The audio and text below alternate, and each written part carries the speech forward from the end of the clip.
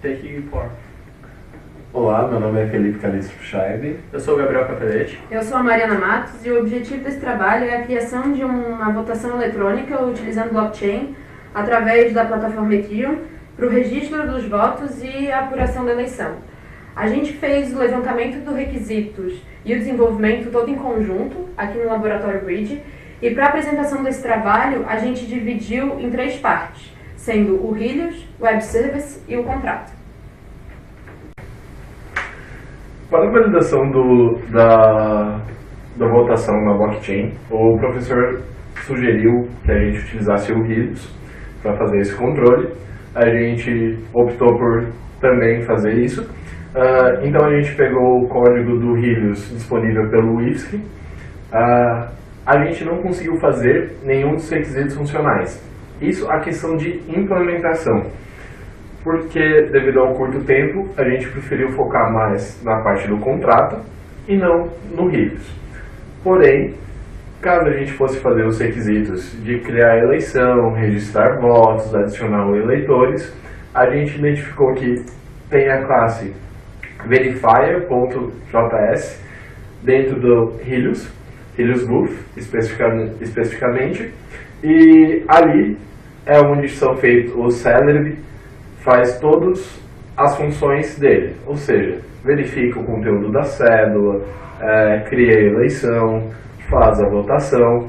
Então qualquer coisa que a gente precisasse fazer para o Web Service, ou seja, utilizar o Web Service para registrar os votos, criar a eleição na blockchain, a gente teria que fazer nesse arquivo aqui, verifier.js.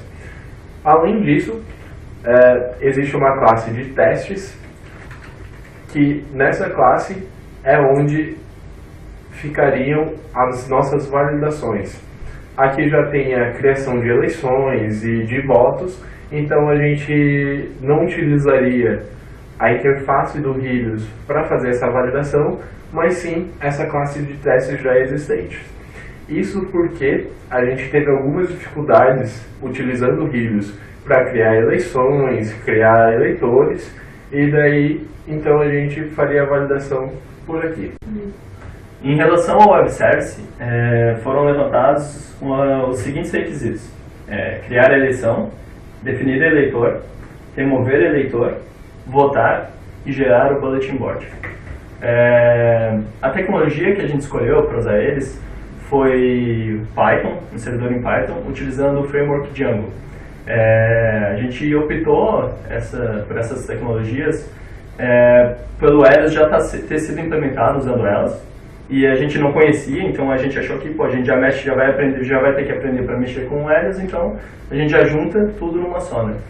E eu vou falar um pouco da estrutura dele, né? Primeiro a gente estipulou as URLs que vão ser utilizadas, né? Então, elections para tratar com eleições, para tratar com o eleitor elector, vote para votar, e para resgatar o bulletin board. A princípio foi estipulado o modelo, né? Seguindo os requisitos, o título e ID da eleição do usuário que criou a eleição e o ID daquela eleição, né? O ID da eleição em relação àquele eleitor que vai votar, né? O ID desse eleitor e o nome dele. O voto tem o ID da eleição, a qual ela pertence, o usuário que fez o voto e o candidato para quem ele está votando. E o Bulletin Board seria o resgate dessa informação, né? Seria o ID do eleitor e os votos.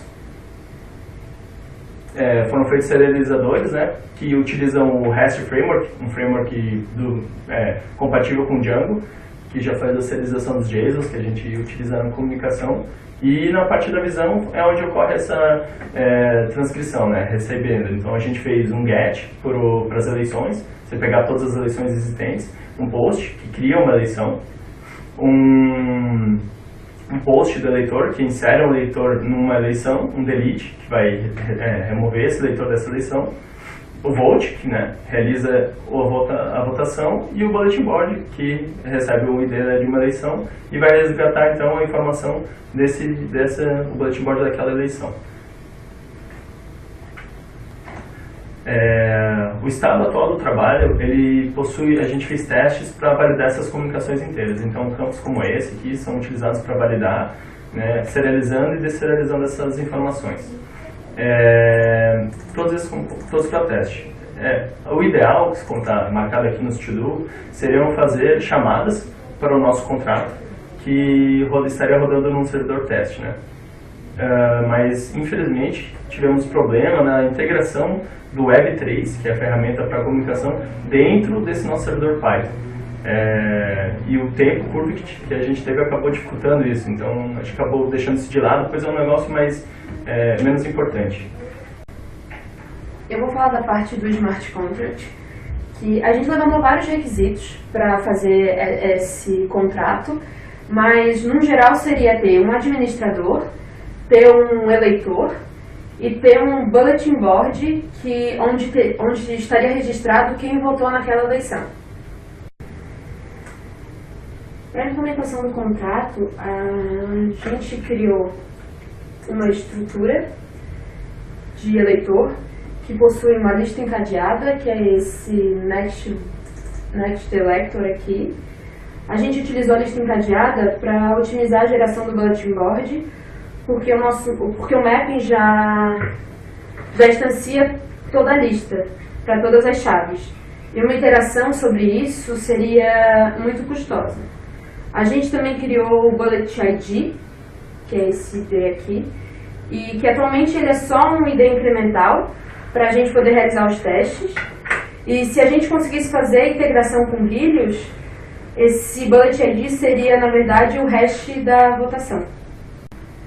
Então, definindo essa parte de estrutura da eleição, a gente tem o início da eleição, com esse construtor aqui, que tem o Last Elector, que é o que aponta para o último eleitor. Tem aqui o candidato e a gente tem o Bullet ID, que é aquele contador que eu mencionei acima. Com relação ao candidato, a gente não tinha previsto isso nos nossos requisitos funcionais, porém, como a gente não conseguiu fazer corretamente a integração com Helios, devido ao tempo de desenvolvimento, então aqui a gente criou essa lista de candidatos para a gente conseguir testar o nosso contrato. Então, ele serve simplesmente para essas questões de testes nosso desse contrato, que, então, quando a gente vota em um candidato e depois a gente consegue retornar o vencedor da eleição.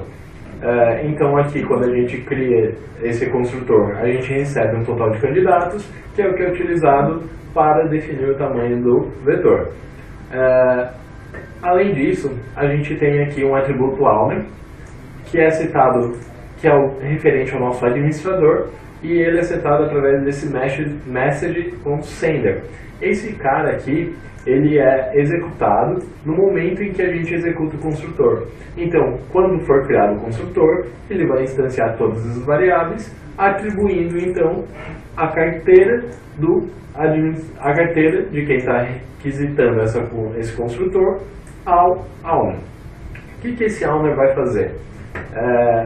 A gente criou um modifier, onlyOwner, que é algumas funções que só o administrador tem acesso. Por exemplo, a função de adicionar eleitor.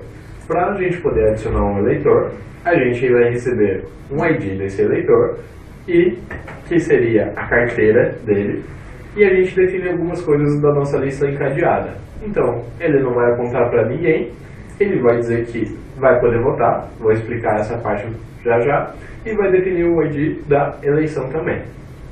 A parte de votação é controlada por esse canVote, também é um modificador, e ele simplesmente verifica se ele pode votar, ou seja, se já foi adicionado pelo administrador, e o ID da eleição.